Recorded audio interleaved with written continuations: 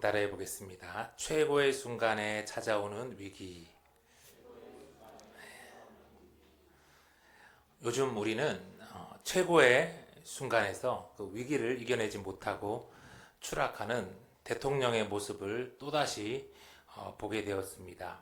12월 3일 개헌만 하지 않았어도 그는 보장된 대통령의 임기와 권력을 누리면서 편안한 삶을 이어갈 수 있었을 텐데, 그날의 잘못된 선택으로 자기도 망하고 따르던 이들까지 함께 나락으로 끌고 간 어리석게 되었지요. 그가 그런 결정을 한 것에 대해서 사사건건 시비를 건 야당 때문이다, 누구는 술 때문이다, 또 누구는 분노 조절 장애 때문이다, 이런 다양한 분석과 이유들이 쏟아져 나옵니다. 그러나 그 어떤 것도 국민을 향해 총을 겨눈 죄에 대한 핑계와 면죄부가 될 수 없을 것이고, 이제 법의 심판이 이제 따르게 되겠지요. 그런데요, 살다 보면 전혀 그럴 것 같지 않던 사람도 이번 대통령처럼 안타깝고 어리석은 결정을 해서 크게 사기를 당하거나 한순간에 이렇게 망하게 되는 안타까운 일들을 종종 보게 됩니다. 여러분, 우리 사람들이 언제 그럴까요? 어렵고 힘들 때가 아니라 반대로 최고의 순간에 사람들은 그만 시험에 빠지고 쓰러지게 됩니다.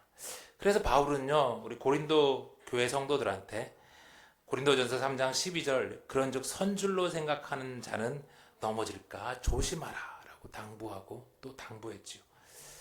하나님의 영에 크게 감동되어서 암몬을 물리치고 이스라엘을 구원했던, 헌칠했던 청년 사울도 골리앗을 쓰러뜨리고 광야를 10여 년이나 도망다니면서 하나님과의 깊은 교제를 이루었던 위대한 왕 다윗도 그들이 다 왕이 되고 난 이후에 최고의 순간에 위기가 찾아왔고 그만 안타깝게 죄를 짓고 맙니다. 우리도 예외가 아니지요. 우리를 한순간에 나락으로 떨어뜨리는 그런 위기는 우리가 힘들 때가 아니라 최고의 순간에 그토록 꿈꾸던 것들을 다 이루었을 때 다가온다는 그런 생각이 아주 강하게 듭니다. 그리고 우리 예수님께도 바로 그 순간이 찾아왔어요. 12절입니다. 그 이튿날에는 명절에 온 큰 무리가 예수께서 예루살렘으로 오신다는 것을 듣고 종려나무 가지를 가지고 맞으러 나가 외치되 호산나 찬송하리로다, 주의 이름으로 오시느니 곧 이스라엘의 왕이시여 하더라. 요한은요, 예수님께서 예루살렘에 그 이튿날 입성했다고 말합니다. 여러분, 그 이튿날이 언제입니까? 베다니 시몬의 집에서 예수님을 위한 잔치가 있었고 마리아가 거기에서 향유 옥합을 깨트려서 예수님께 붓고 자신의 소중한 머리털로 예수님의 발을 닦았던 바로 그 다음 날이죠. 그러니까 비록 가난한 베다니 사람들이었지만 예수님을 사랑했던, 또 예수님이 사랑했던 그들을 통해서 따뜻한 환대와 사랑을 받고 예수님은 마지막 십자가를 지기 위한 그 예루살렘의 길을 들어가신 거예요. 그냥이 아니었어요. 우연도 아니었어요. 예수님은 완전한 계획 속에서 하나님의 때에 예루살렘으로 들어가셨어요. 시몬이 나병에 걸렸다가 회복되고, 또 나사로가 병들어 죽었다가 다시 되살아나고, 그래서 마리아가 한 방울 한 방울 모았던 그 향유 옥합을 깨트리는 것까지도 모든 것이 다 예루살렘에 입성하시는 예수님의 시간에 맞추어져 있었어요. 다 하나님의 계획 속에서 하나님의 역사는 흘러갔습니다. 지금도 마찬가지입니다. 처음에 탄핵 정국이 시작되었을 때 정말 많은 사람들이 큰일 나는 줄 알고 불안했습니다. 거기다가 미국에서는 또 트럼프의 등장으로 전 세계, 특히 우리나라는 큰일 날 줄 알았어요. 그런데 오히려 열심히 트럼프에게 로비했던 일본이 더 많이 깨지고 손해보고, 가까웠던 캐나다가, 멕시코가 막 관세 폭탄으로 지금 괴로워하고 있을 때 우리나라는 때릴 사람이 없어서 아직 안 맞고 있어요. 물론 힘들고 어려운 시간이 이어지지만 이 시간도 역사를 이끄시는 하나님의 계획 안에 있음을 저는 믿습니다. 수술에는 아픔이 있는 것처럼 이 또한 우리를 사랑하시는 하나님이 이 나라와 이 교회들을 회개하고 돌이키도록 한 번 더 기회를 주시는 것 같아서 감사합니다. 그러니 어떤 상황에도 우리 낙심하지 말고 속상해하지 말고 소망으로 기도하면서 함께 하나님 나라를 위해 전진합시다. 예수님이 예루살렘에 입성하신 바로 그날은요, 마침 6월절 명절을 앞둔 때여서 전 세계에서 수십만의 사람들이 예루살렘에 모여들었습니다. 그리고 그 중에 또 상당수의 사람들이 오늘 예루살렘에 입성하는 예수님을 향해서 종려나무를 흔들면서 소리칩니다. 호산나 찬송하리로다. 주의 이름으로 오시는 이 곧 이스라엘의 왕이시여.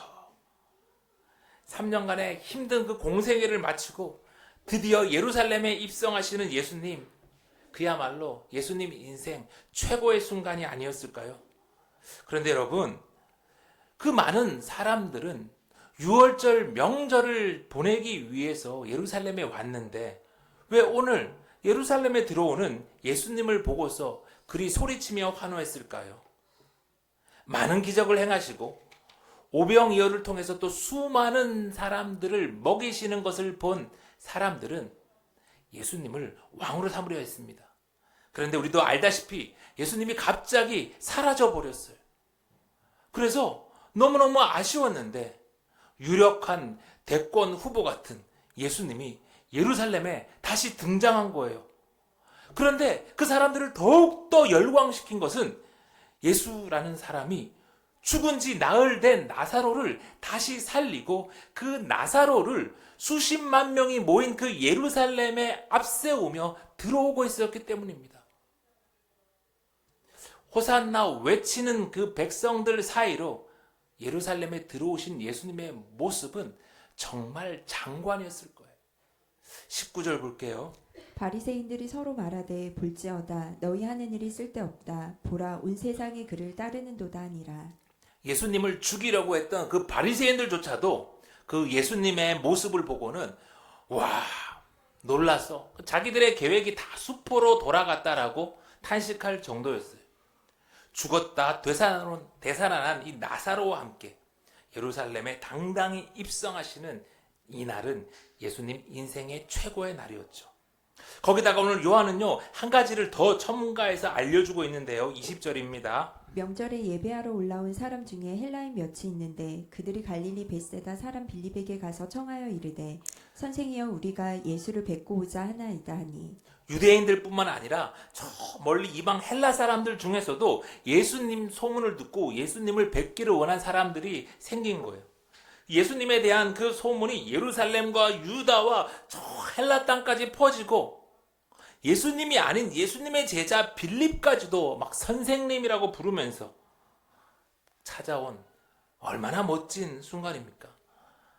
지난 3년간 막 노숙하면서 힘든 세월을 보내면서 예수님을 따라다닌 그 고생이 주마등처럼 막 이렇게 스쳐 지나가면서 제자들은 드디어 고생 끝이구나. 이제 새로운 나라에서 나 한 자리 이제 하게 되는구나 라는 그 마음에 너무너무 기뻤을 거예요. 예수님이 이제 환호하는 백성들을 향해서 가자 로마 총독부로, 가자 예루살렘 성전으로 한 말씀만 하시면 이제 다 엎어버리고 완전히 새로운 나라를, 새로운 시대를 열어갈 수 있을 것 같았어요. 그런데 그 최고의 순간에 예수님이 그러지를 않아요.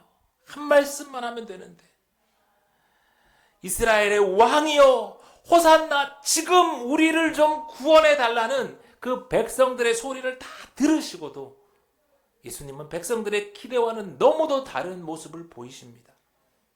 14절 예수는 한 어린 나귀를 보고 타시니 이는 기록된 바 시온 따라 두려워하지 말라 보라 너의 왕이 나귀 새끼를 타고 오신다 함과 같더라. 3년 고생 끝에 드디어 예수님이 이 땅에 오신 하나님의 아들이고 진정한 이스라엘의 왕이란 걸 온 백성들이 다 알게 된 너무나 기쁘고 기다리던 날이었는데 예수님이 어떻게 했다고요? 어떻게 해야 돼요? 우리들 생각에는 예수님이 저 멀리서도 알아보고 그 앉아있는 것만으로도 왕의 위엄을 드러낼 수 있도록 크고 멋진 백마를 타고 이 예루살렘에 멋지게 들어와야 할 것 같은데 그러지 않고 어린 나귀를 보고 타셨대요. 굳이 제자들을 보내서 어린 나귀를 찾아오게 하신 다음에 그 어린 나귀를 타셨대요. 여러분, 어린 나귀를 탄 예수님을 한번 상상해 보세요. 성인이 이 어린 나귀를 타면 이게 뭐 걸어가는 거랑 타고 가는 거랑 뭐 비슷해요. 키 큰 성인은 이게 타나 마나. 멀리서 예수님을 보는 사람들은 다른 사람들에 가려서 오히려 보이지도 않아요. 수많은 사람들이 종려나무 가지를 흔들면서 이스라엘의 왕이여 소리치는데 수많은 사람들이 죽었다 되살아난 이 나사로와 함께 열광하면서 기뻐하는데 그 최고의 순간에 예수님은 왜 도대체 그렇게 초라한 어린 나귀를 타고 들어오셨을까요? 사울처럼 다윗처럼 예수님께도 인생 최고의 순간에 위기가 찾아오는 것이죠. 만약 이때 예수님이 멋진 백마를 타고서 가자 빌라도에게로 하셨다면 아마 틀림없이 예수님은 이스라엘의 새로운 왕이 되었을 겁니다. 그런데요, 그걸로 끝인 거예요. 여러분, 예수님이 이 땅에 오신 이유가 빌라도를 대신해서 예루살렘의 새로운 왕이 되기 위함입니까? 아니에요.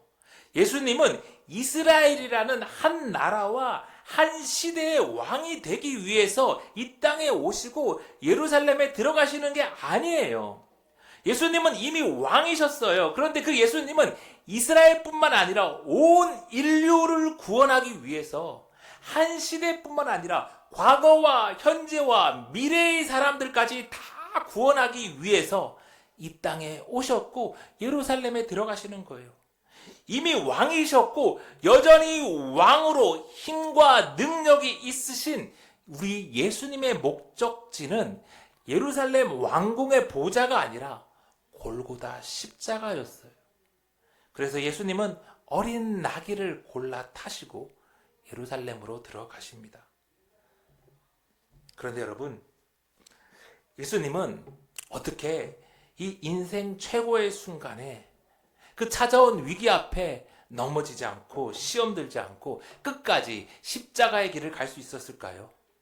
그 이유는 광야에서 예수님이 마귀의 시험을 물리치셨던 것 같이 예수님 안에 하나님 말씀이 가득했기 때문이에요. 15절 이는 기록된 바 시온 따라 두려워하지 말라 보라 너의 왕이 나귀 새끼를 타고 오신다함과 같더라. 이 말씀은요, 스가랴 선지자가 전한 하나님 말씀이었어요. 스가랴 9장 9절을 다시 한번 볼게요. 시온에 따라 크게 기뻐할지어다 예루살렘에 따라 즐거이 부를지어다 보라 내 왕이 내게 임하시나니 그는 공의로우시며 구원을 베푸시며 겸손하여서 나귀를 타시나니 나귀의 작은 것 곧 나귀 새끼니라. 그 최고의 순간 위기가 찾아왔을 때 예수님을 움직인 건 바로 하나님의 말씀이었어요. 시온아 예루살렘에 크게 기뻐하고 즐거워하라. 하나님이 너희에게 새로운 왕을 보내시는데 그는 공의롭고 구원을 베푸는 강한 왕이다. 그런데 그 왕은 겸손하여서 나귀의 새끼를 탈 것이라는 하나님 말씀이 예수님 안에 가득했고 예수님은 그 말씀대로 오늘 행하신 거예요. 스가랴 9장 10절 이어서 계속 볼게요. 내가 에브라임의 병거와 예루살렘의 말을 끊겠고 전쟁하는 활도 끊으리니 그가 이방 사람에게 화평을 전할 것이요 그의 통치는 바다에서 바다까지 이르고 유브라데 강에서 땅끝까지 이르리라. 하나님이 에브라임 그 북이스라엘과 예루살렘 남유다의 전쟁을 끝이도록 끝나게 하도록 보내시는 새로운 왕은 화평의 왕이었어요. 화평의 왕, 평화의 왕. 그의 통치는 이 이스라엘에 국한된 것이 아니라 이방과 바다를 넘어 땅끝까지 이를 거라고 말씀하셨어요. 그런데 스가랴가 전하는 이 새로운 왕의 모습은 유대인들의 기대와는 너무도 다른 모습이었어요. 유대인들은요, 다윗과 같이 강력한 군사적, 정치적 왕이 와서 로마 제국을 몰아내고 이스라엘이 다시 이방을 지배하는, 그때처럼 부와 권력과 영광을 누리는 그런 왕을 기다리고 고대했어요. 그래서 예수님이 오병이어를 통해서 모세처럼 수많은 사람들을 다시 먹이니까 엘리야처럼 죽었던 나사로를 다시 살리고 수많은 기적을 베푸시니까 그가 예루살렘으로 들어오실 때 이 예수야말로 우리가 그토록 기다렸던 새로운 왕인 줄 알고 지금 호산나 종려나무 가지를 흔들면서 환호하는 거예요. 스가랴 9장 11절 마지막 이어볼게요.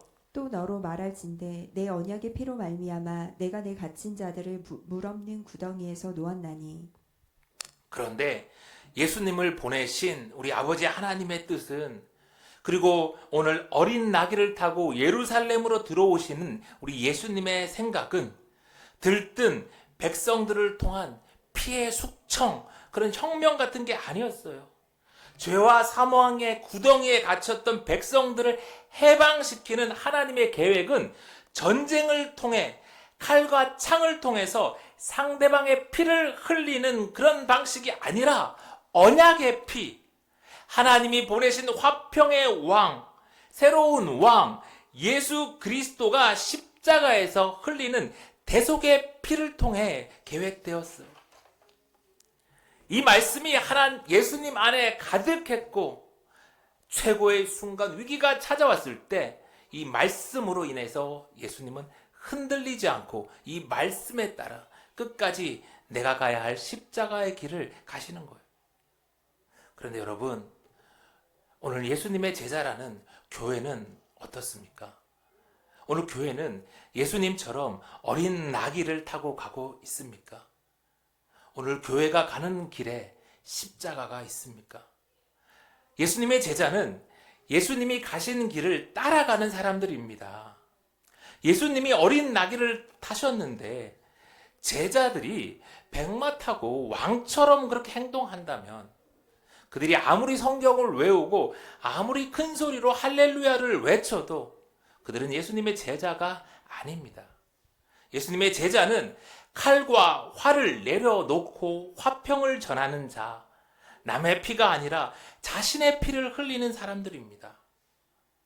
자신의 욕망을 위해서 막 다른 사람들을 부추겨서 불법을 자행하게 하는 자들, 법원에 막 문을 부수고 들어가서 판사를 찾아 테러하려고 하는 자, 그런 사람들은 아무리 목사, 특임 전도사 이런 타이틀을 달고 있어도 예수님의 제자가 아닙니다. 지난주 또 트럼프가 이스라엘의 총리 네타냐후랑 가자 지구를 무슨 휴양지로 만든다면서 거기에 살던 수백만의 팔레스타인 사람들을 이집트와 시리아로 쫓아내 버린다고 그렇게 이야기를 해가지고 전 세계를 놀라게 했어요. 여러분, 그런 건 결코 예수님을 화평의 왕으로 보내시는 하나님의 뜻이 아닙니다. 어린 나귀를 타고 십자가를 지고 자신의 피를 흘리는 예수님의 뜻이 아니에요. 그리고 교회가 따라가야 할 길이 아닙니다. 교회가, 성도가 깨어 있어야 합니다. 예수님의 길이 아닌데 자기 이익과 일치한다고 지지하고 가다가는 예수님이 다시 오시기도 전에 망합니다.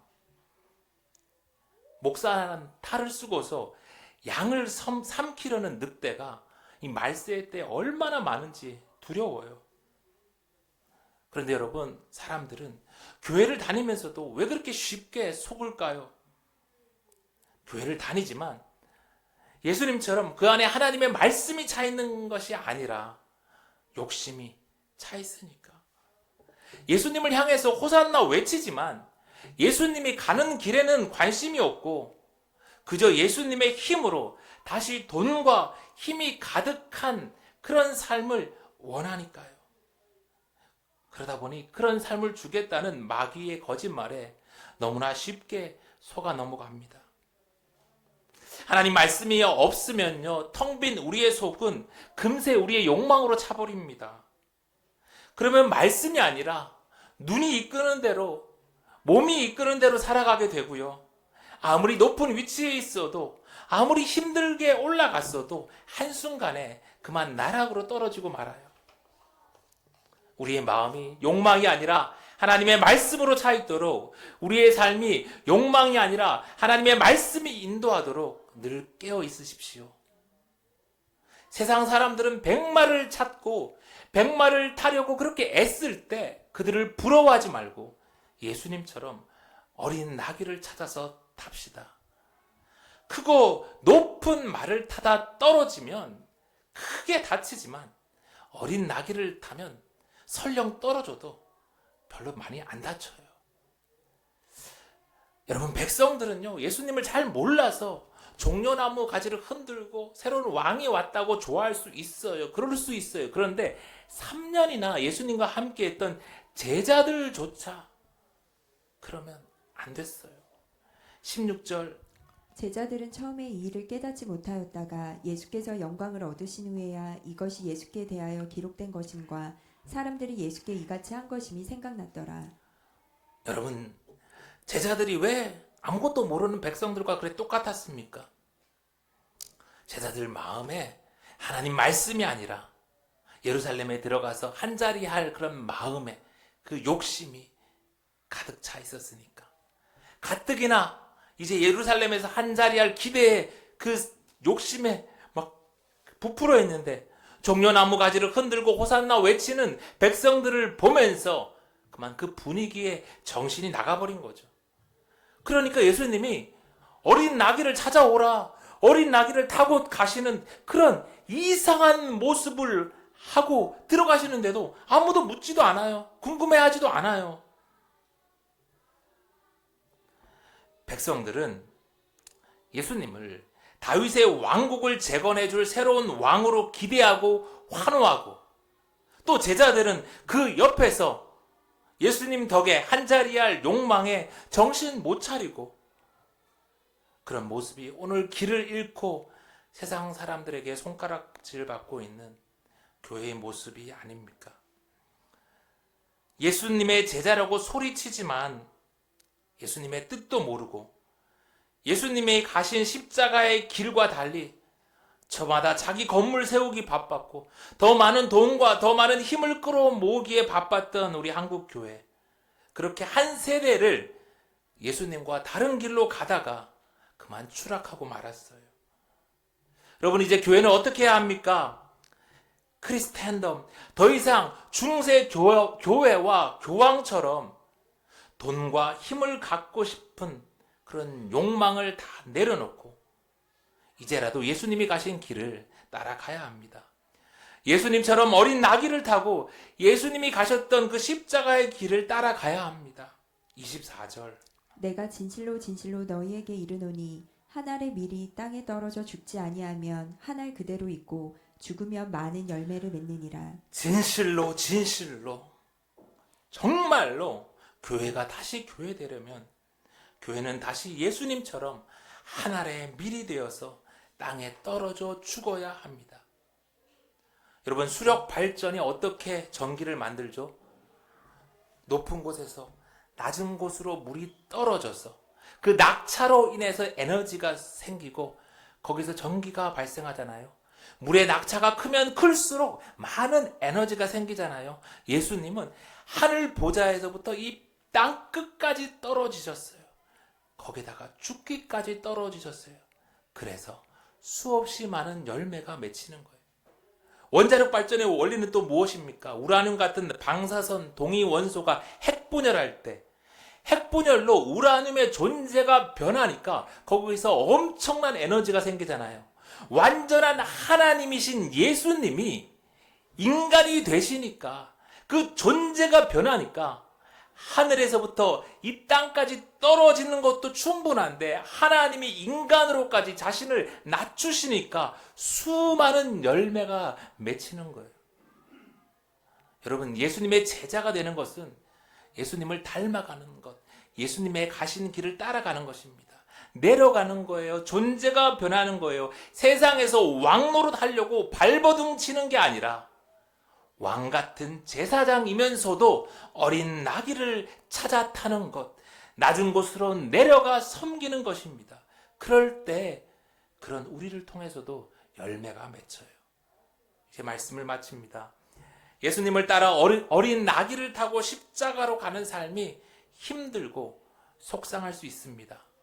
그런데 예수님은 분명히 말씀하세요. 그래야 열매가 맺힌다. 그리고 지금이 바로 교회가 다시 어린 나귀를 찾아서 타고 십자가의 길을 가야 할 때입니다. 예수님은 어린 나귀를 타고 십자가의 길을 가는 제자들을 향해서 한 알의 밀알이 되어 다시 땅에 떨어져 죽는 교회를 향해서 분명히 약속하세요. 25절, 자기의 생명을 사랑하는 자는 잃어버릴 것이요 이 세상에서 자기의 생명을 미워하는 자는 영생하도록 보존하리라. 오늘도 주님의 약속의 말씀을 믿고 예수님이 가셨던 그 길을 따라가는 저와 여러분이 다 되기를 간절히 소망합니다.